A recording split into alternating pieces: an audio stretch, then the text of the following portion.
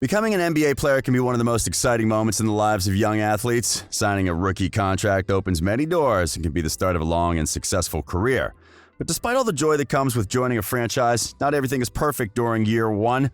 Most rookies often lack the experience or physical qualities required to go against elite players throughout a full season.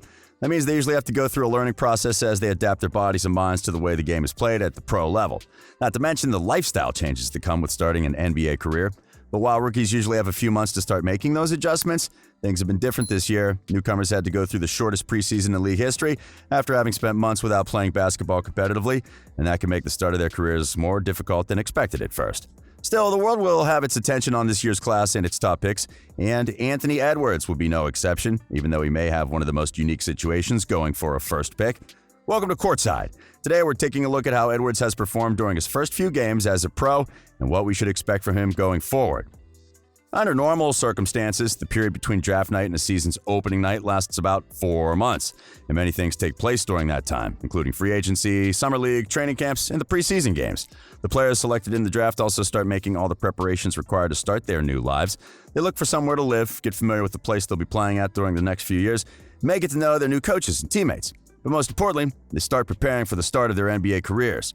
From June to October, prospects get the chance to work out and start familiarizing themselves with the way things work in the league.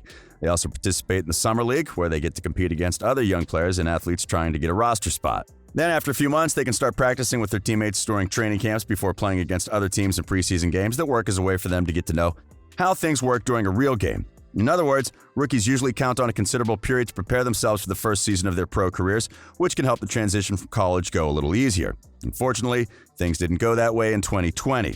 Given everything that took place in the previous months, the league had to come up with a plan that would shorten the offseason in a way that hadn't been done before. And while some veterans would be affected by that decision, it's safe to say that rookies would be the ones that would struggle the most because of it.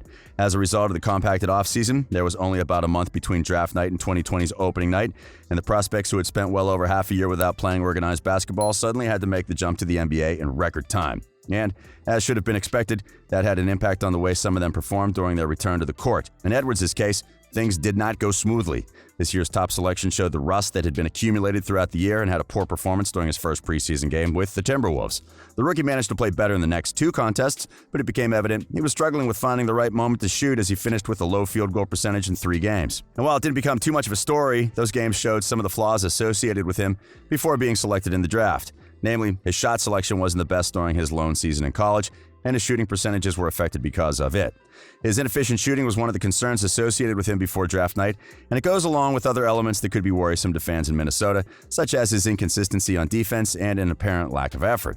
Those are the same issues that plagued former number 1 pick Andrew Wiggins during his time in Minnesota, and given the Canadian failed to take the Wolves into playoff contention, some people were afraid the story could repeat itself with Edwards.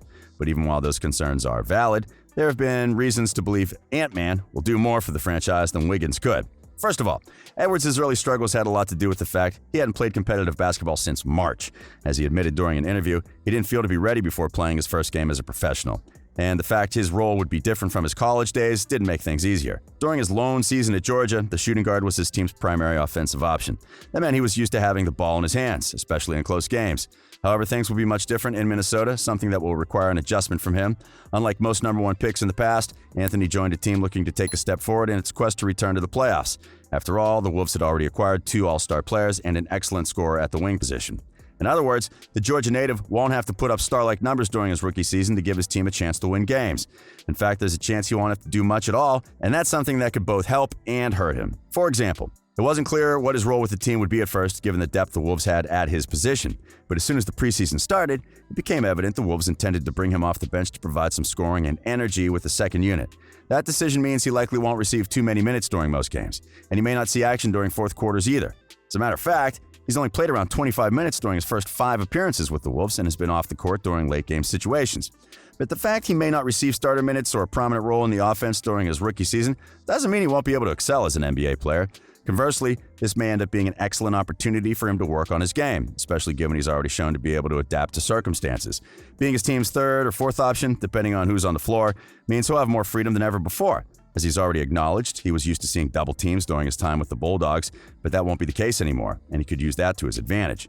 Even though he's not a marksman, playing with D'Angelo Russell and Ricky Rubio will create multiple shooting opportunities for Edwards. Allowing the game to come to him that way should allow him to increase his shooting percentages.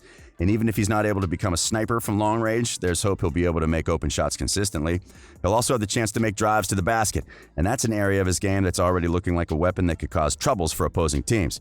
After all, his physical build is closer to that of an NBA player than most rookies. His strength, length, and athleticism, along with his supreme confidence, allow him to score by going straight against defenders. And the fact he can play along with great shooters like Russell, Cat, and Malik Beasley will create all the space he needs to impose his will inside.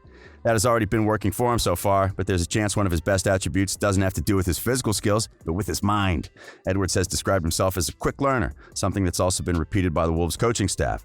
And while saying it may be easy to do, the truth is he's slowly been backing his words up.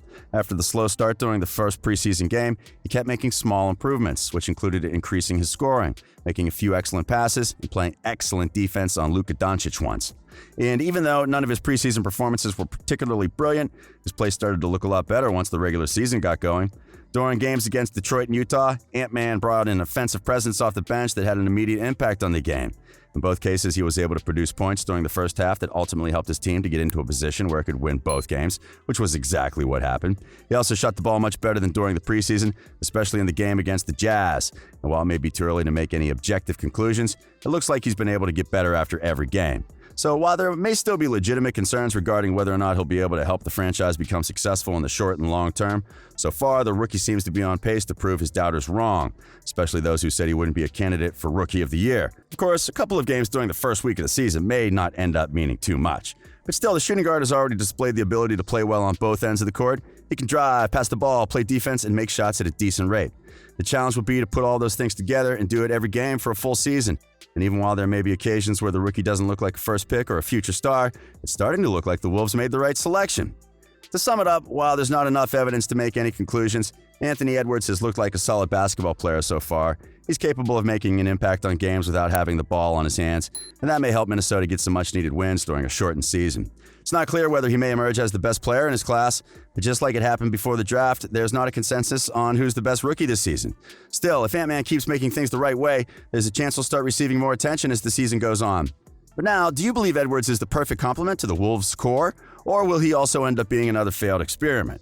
Let us know in the comments. We hope you've enjoyed today's video, and if you did, remember to like it and subscribe to our channel for more NBA content. We are Courtside.